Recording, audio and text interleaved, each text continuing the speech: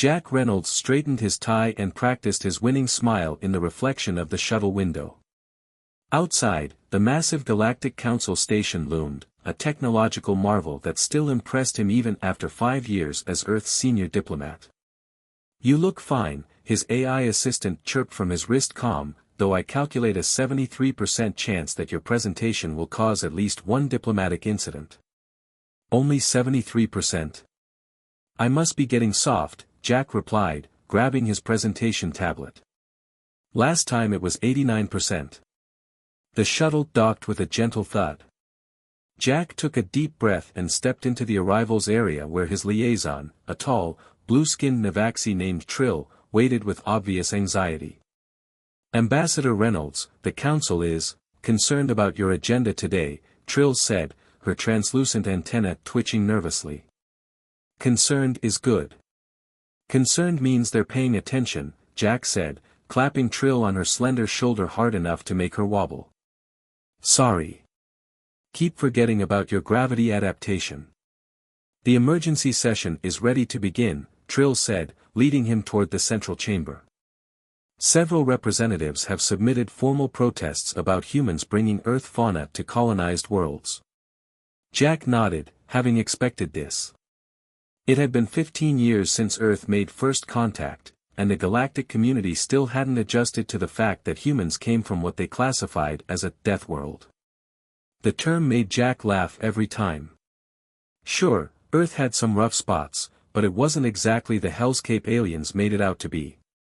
The council chamber doors slid open to reveal a vast amphitheater filled with representatives from over 200 sentient species. The low hum of translated conversations died as Jack entered. High Counselor Jean, a gelatinous being contained in an elaborate hover suit, oozed forward to the central podium. "This emergency session will now commence," Jean's translation device boomed. The topic, Earth's violation of biological containment protocols, specifically regarding Class 3 predatory organisms. Jack stepped up to the speaker's platform with a confident stride. "Distinguished representatives of the Galactic Council, thank you for the opportunity to address these concerns," he began. "I understand there's been some confusion about humans and our relationship with Earth's wildlife." "Confusion?" interrupted Delegate KRYX, a reptilian being from a peaceful garden world. "You brought a juvenile apex predator to a diplomatic function on Centauri Prime." Jack smiled. "You mean Ambassador Chen's golden retriever puppy? Hardly an apex predator. More of a professional napper. It has specialized killing teeth. And it attempted to lick my ceremonial robes." KRYX huffed. "That's just how dogs show affection," Jack explained. "They're domesticated companions, not wild animals." "Ridiculous. No sentient species voluntarily cohabitates with predatory species," insisted Delegate Vun, a methane breather whose species evolved with no natural enemies. Jack sighed and activated his presentation. A holographic image of ancient cave paintings appeared, showing humans hunting alongside wolves. "Humans have been domesticating predators for over 15,000 years, Jack explained. "We started with wolves, selectively breeding them until they became the dogs we know today." He swiped to the next image, a modern human home with various pets. "The average Earth household contains at least one descendant of a former apex predator. Cats were once deadly hunters, now they sleep 18 hours a day and demand treats." The council chamber erupted in shocked murmurs. "You invite killers into your sleeping quarters?" gasped a delegate from the Pleiades cluster. "Well, yes," Jack said. "Though most domesticated animals couldn't survive in the wild now. We've essentially adopted nature's most efficient hunters and turned them into companions who depend on us." He displayed an image of a human child sleeping with a large German shepherd curled protectively around them. "This is why humans have no natural predators on Earth," Jack continued. "We didn't eradicate them. We befriended them, bred them for compatibility with our society, and created symbiotic relationships. This is unprecedented." High Counselor Jean wobbled in agitation. You're claiming that humans deliberately altered dangerous species to create, what? Servants? Slaves? More like family members, Jack corrected. Earth's history is filled with accounts of these animals saving human lives, providing emotional support, and working alongside us. We evolved together. Jack swiped to his final slide, his proposal for the interspecies companion exchange program. I'm suggesting we formalize what's already happening. Humans will never stop bringing their animal companions to space. It's too deeply ingrained in our culture. But we can establish proper protocols, training programs, and cultural education to ensure everyone's comfort and safety. The chamber fell silent as the council processed this information. You want us to officially sanction humans bringing predators throughout the galaxy? Jean finally asked. Domesticated companions, Jack corrected. And yes. In exchange, we'll implement stricter containment protocols for truly wild species and provide comprehensive education about each animal's needs and behaviors. Delegate KRYX leaned forward. And if we refuse? Jack shrugged. Then we'll continue having these emergency sessions every time someone brings their hamster to a space station. Wouldn't it be easier to acknowledge reality and work with it? After 4 hours of heated debate, exhaustive questioning, and several delegates dramatically exiting the chamber, the council reluctantly approved a modified version of Jack's proposal.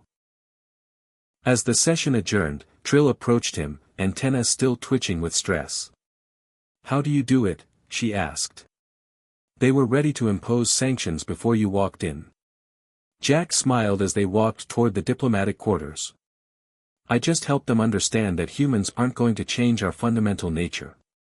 We're going to keep domesticating dangerous things because that's what we do. Might as well put some structure around it. Is it true what you said? Trill asked quietly. That humans form emotional bonds with creatures that could kill them? Jack pulled out his personal communicator and showed Trill a photo of his sister's family, including their 3 rescue pit bulls lounging on the couch with the children. Those dogs would die protecting those kids, he said. That's the part the council doesn't get yet. We don't just tame predators. We create relationships built on mutual trust and affection. It's not about control, it's about connection. Trill studied the image with fascination. Perhaps there is something to learn from humans after all. That's what I'm counting on, Jack said with a grin. Now, want to see pictures of my tarantula collection? Trill's antenna went completely flat against her head as she backed away. I believe I have urgent matters to attend to elsewhere. Jack laughed. Baby steps, Trill. Baby steps. We'll have you adopting a kitten in no time. As Trill hurried away, Jack checked his messages. His supervisor at Earth Diplomatic Corps had already sent a terse, explain yourself, that he'd deal with later. For now, he was content knowing that humanity's peculiar habit of adopting dangerous creatures was about to become their greatest diplomatic asset. The galaxy just didn't know it yet. 6 months after the Council's reluctant approval, the interspecies companion exchange program was in full swing. Jack Reynolds found himself giving a tour of the newly constructed Earth Animal Embassy on Proxima Station to Dr. Vila Noor, a renowned xenobiologist whose skepticism was legendary throughout 3 star systems.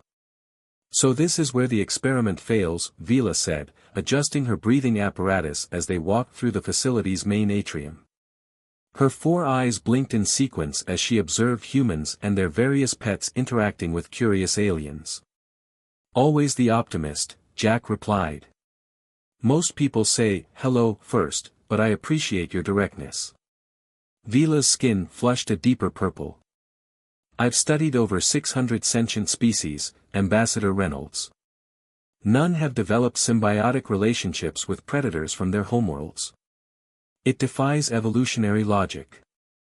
And yet, here we are. Jack gestured toward a therapy session where a golden retriever named Sunny was calmly allowing a group of anxious Malorian diplomats to stroke her fur. Before Vila could respond, Jack's comm unit buzzed. Duty calls. Luna Kennedy, our canine specialist, will continue your tour. I have to deal with a situation. The situation was in Docking Bay 7, where a transport from Earth had just arrived with the program's newest ambassador, a 90-pound Siberian husky named Blizzard, who had promptly escaped his handler and was now racing through the cargo area, howling joyously while terrified dock workers scrambled to avoid him. Jack's comm unit lit up with multiple messages, complaints about a cat that had accessed the station's ventilation system, a request for clarification on hamster containment protocols, and a formal protest from the World delegation about emotional support ferrets. Still think this program was a good idea? Trill asked, watching his expression as he scrolled through the messages.